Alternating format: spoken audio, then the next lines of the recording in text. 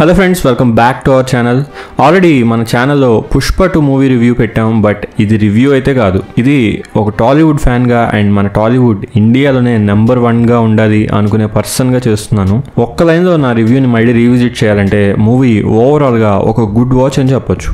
మూవీలో చొక్కాలు చించుకొని అరిచి ఎంజాయ్ చేసే సీన్స్ కూడా ఉన్నాయి, అలాగే కొన్ని యావరేజ్ సీన్స్ కూడా ఉన్నాయి అండ్ కొన్ని ప్రాబ్లమాటిక్ సీన్స్ కూడా ఉన్నాయి. ఈ వీడియోలో మనం ఫుల్గా స్పాయిలర్స్ డిస్కస్ చేసుకుంటాం. సో మూవీ ఇంకా చూడకపోతే మన ఛానల్ సబ్స్క్రైబ్ చేసుకుని మూవీ చూసి వచ్చాక మన ఛానల్ని రీవిజిట్ చేయండి. ప్రీవియస్గా పుష్ప 1 మూవీ డిస్కషన్లో ఇచ్చినట్టుగానే మళ్ళీ ఒక నోట్ ఏంటంటే, మూవీలో బాగా నచ్చిన ఆస్పెక్ట్స్ ఏంటి అండ్ ఏ పాయింట్స్లో మూవీ నాకు నచ్చలేదు అని ఫోకస్ చేయబోతున్నాను. సో ఎవరైనా హర్ట్ అయ్యేవాళ్ళు ఉంటే ఈ వీడియోని మూవీ హైప్ అంతా చల్లారిపోయినాక వచ్చి చూడండి. ఇంకా ల్యాగ్ చేయకుండా let's start our discussion. First of all, ఈ మూవీకి బిగ్గెస్ట్ ప్లస్ పాయింట్ ఏంటంటే మన అల్లు అర్జున్ గారి పర్ఫార్మెన్స్. అబ్బబ్బా ఏం యాక్ట్ చేశాడు. ఎస్పెషలీ నా ఫేవరెట్ అయితే క్లైమాక్స్లో వాళ్ళ అన్నయ్య ఇచ్చిన శుభలేఖని పట్టుకొని ఏడుస్తాడు చూడండి. ఆ సీన్ ఖచ్చితంగా అందరి కళ్ళలో నీళ్లు తిరిగాయి ఈ సీన్కి. ఒక సీన్లో అబ్బాయి పుడితే ఇంటి పేరు ఇవ్వలేని వాడిని అని చెప్పి శ్రీవల్లి దగ్గర ఒక డైలాగ్ చెప్తాడు. Wow, this is master class acting అని చెప్పొచ్చు. అసలు పుష్ప అనే పేరు ఇవాళ ఇంత క్రేజ్ ఉంది అంటే అది majority of the credit Allu Arjun గారి యాక్టింగ్కే ఇస్తాను నేను. మూవీలో ఉన్న ఇంకో పాజిటివ్ ఏంటంటే గంగమ్మ తల్లి సీక్వెన్స్. ఇది ఫైట్ సీన్ అని అయితే నేను క్లాసిఫై చేయను.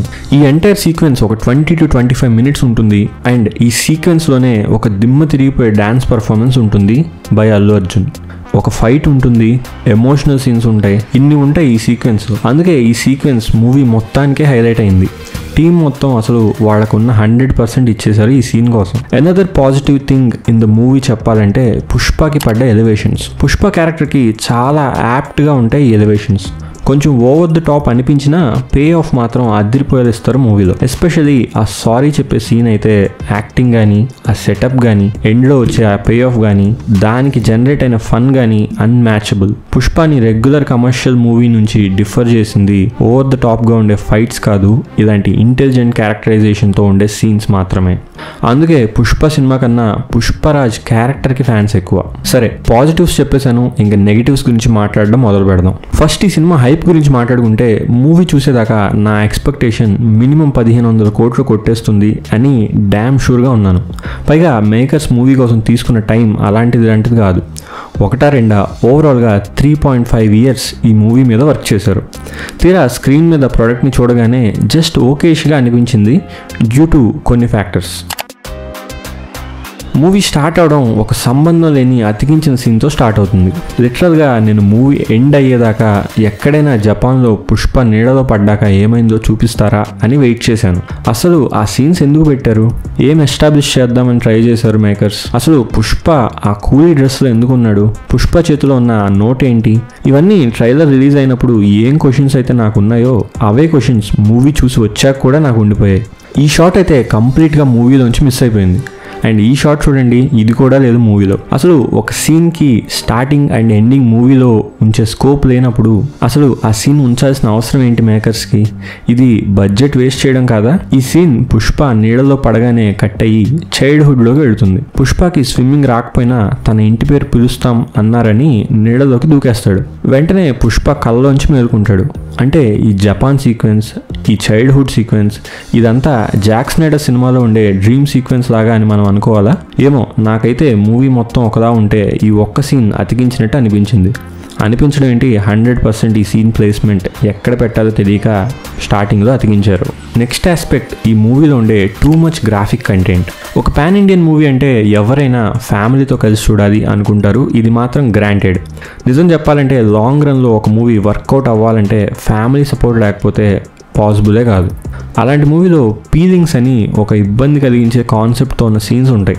ఇది చాలా ఎబ్బెట్టుగా అనిపించింది. అసలు ఇదంతా అవసరమా అని కూడా అనిపించింది. మూవీలో పుష్ప అండ్ శ్రీవల్లి రిలేషన్ని చాలా బాగా చూపించారు అండ్ ఐ లవ్డ్ ఇట్. ఆ బ్యాంటర్ కానీ, ఆ కెమిస్ట్రీ కానీ బాగా వర్కౌట్ అయింది. కానీ ఈ సీన్స్ అయితే నాకు అస్సలు నెససరీగా అనిపించలేదు అండ్ పీలింగ్ సాంగ్ కూడా అందుకే మూవీలో సెట్ అవ్వలేదు. ఈ ఒక్క ఆస్పెక్టే కాదు, చాలా ఆస్పెక్ట్స్ ఉన్నాయి ఈ మూవీలో.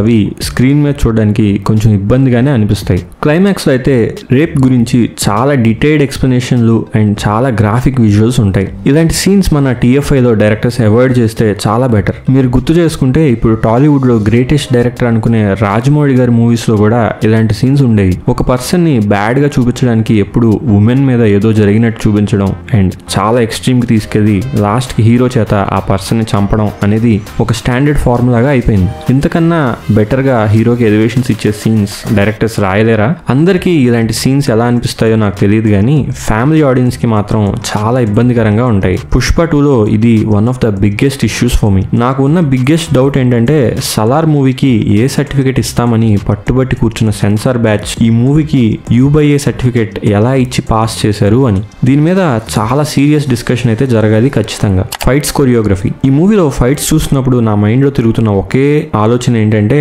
ఆ వైర్ ఏంట్రా బాబు అని. అసలు TFIలో వైర్స్ లేకుండా ఫైట్స్ చేయలేరా? క్లైమాక్స్ సీన్లో ఆ మ్యూజిక్ అండ్ ఆ హైలో జనాలు నోటీస్ చేశారో లేదో తెలియదు, కానీ ఆ ఫైట్ మొత్తం చాలా అంటే చాలా లాజిక్లెస్గా అండ్ ఆర్టిఫిషియల్గా ఉంటుంది. RRRలో SSR గారు ఒకడి మీద ఒకడిని ఎక్కించి ఫైట్ చేయించారా? ఓకే, మనం కూడా అలాంటిది ఒకటి ప్లాన్ చేద్దాం, ఒక పని చేద్దాం, హీరోతో విలన్స్ని కొరికిద్దాం, అదే ఫైట్. క్లాప్స్. సుకుమార్ గారైనా ఈ మూవీ తీసిందని ఒక పాయింట్లో నాకు డౌట్ కూడా వచ్చింది. ఫైట్స్ కానీ ఏదైనా సీన్స్ కంపోజ్ చేసినప్పుడు డైరెక్టర్కి మానిటర్ ఉంటుంది కదా, అందులో చూడరా? సరే, కాకి బిడ్డ కాకి ముద్దు అన్నట్టు ఫ్లాస్ కనిపించలేదు అనుకుందాం. క్రూ మెంబర్స్ కూడా చూడరా? డబ్బులు పెట్టిన ప్రొడ్యూసర్స్ కూడా చూడరా? అసలు వీటిని స్క్రీన్ మీద వేయొచ్చు అని ఎలా పాస్ చేస్తారు అనేది నా బిగ్గెస్ట్ డౌట్. ఈ వైర్ వర్క్స్ అనేవి ఈ ఒక్క ఫైట్లోనే కాదు, స్టార్టింగ్లో వచ్చే ఆ జపాన్ పోర్ట్ ఫైట్లో కూడా చాలా లాజిక్లెస్గా అండ్ గ్రావిటీ డిఫైన్గా ఉంటాయి. అసలు పుష్ప పార్ట్ 1లో గుర్తు చేసుకుంటే ఇలాంటి వైర్ వర్క్స్ ఈ ఒక్క సీన్లో తప్ప ఎక్కడా విజిబుల్గా కనిపించవు. అందుకే అన్నాను ఈ మూవీ సుకుమార్ గారైనా తీసింది అని. ఇది పుష్ప ఒక్క మూవీలోనే కాదు, మన ఎంటైర్ TFIలో ఉన్న ప్రాబ్లం. ఎప్పుడైతే ఈ వైర్ వర్క్స్ని అంత విజిబుల్గా లేకుండా మూవీస్ తీయగలరో అప్పుడే మన TFI రేంజ్ పెరుగుతుంది. Story direction. ఈ మూవీ ఎక్కడో స్టార్ట్ అయ్యి ఎక్కడికో వెళ్ళిపోతుంది. ఈ సినిమాలో విలన్ ఎవరు అసలు? సెకండ్ హాఫ్ మధ్యలో ఎవడో గొట్టంగాడు వచ్చి వాళ్ళ అమ్మాయిని ఏడిపిస్తాడు, ఇంకా వాడే మెయిన్ విలన్ అన్నట్టు ఉంది. బన్వర్ సింగ్ క్యారెక్టర్కి మాత్రం చాలా అంటే చాలా అన్యాయం జరిగింది.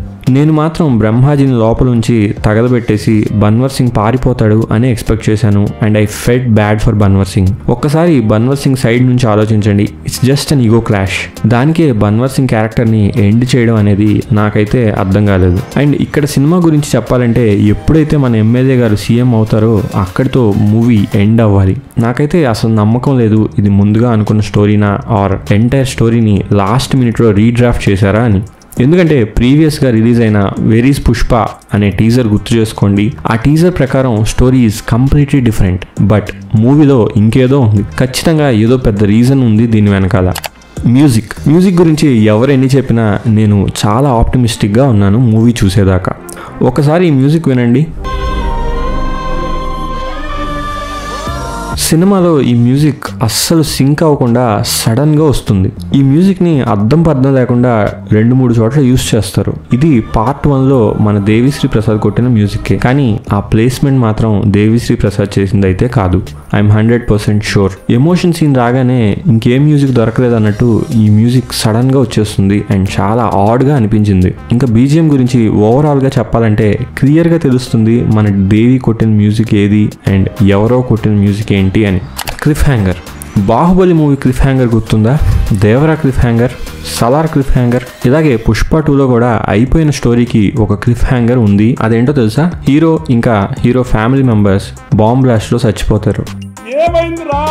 ఎస్, మీరు విన్నది నిజమే. అది ఎవరో కాదు, ఒక నల్ల ముసుగు వేసుకొని ఎవడో నుంచుంటాడు అండ్ హ్యాండ్స్ చూస్తే కొంచెం కాలిపోయినట్టు ఉంటాయి. నాకు తెలిసి బన్వర్ సింగే అయి ఉండొచ్చు, బట్ వై? సినిమా అయిపోయింది కదా, వెళ్ళి ప్రశాంతంగా ఆడియన్స్ని రెస్ట్ తీసుకొని ఇవ్వచ్చు కదా. బన్వర్ సింగే మళ్ళీ రావాలి అన్నప్పుడు బన్వర్ సింగ్ చనిపోయినట్టు ఎందుకు చూపించారు అసలు? ఏమో తీసిన వాడికే తెలియాలి. ఇది ఇలాంటి చాలా ప్రాబ్లమ్స్ ఉన్నాయి నాకు మూవీలో, కానీ ఓవరాల్గా మూవీ అయితే నాకు నచ్చింది. ఫైనల్గా చెప్పాలంటే సుకుమార్ గారి బెస్ట్ వర్క్ అంటే రంగస్థలం అనే చెప్పాలి. No over the top fights, no vulgarity, ఎలాంటి హడావిడి లేకుండా proper screenplay. It's a masterpiece అని చెప్పొచ్చు. ఈ పైన చెప్పిన కారణాలన్నిటి వల్ల పుష్ప మూవీ అనుకున్న ఎక్స్పెక్టేషన్స్ అయితే రీచ్ అవ్వలేదు. ఈ వీడియో మీద మీ థాట్స్ కానీ, మీరు తిట్టాలి అనుకున్న బూతులు కానీ, మీ ఆర్గ్యుమెంట్స్ కానీ కింద కామెంట్ చేయండి. Thanks for watching our video.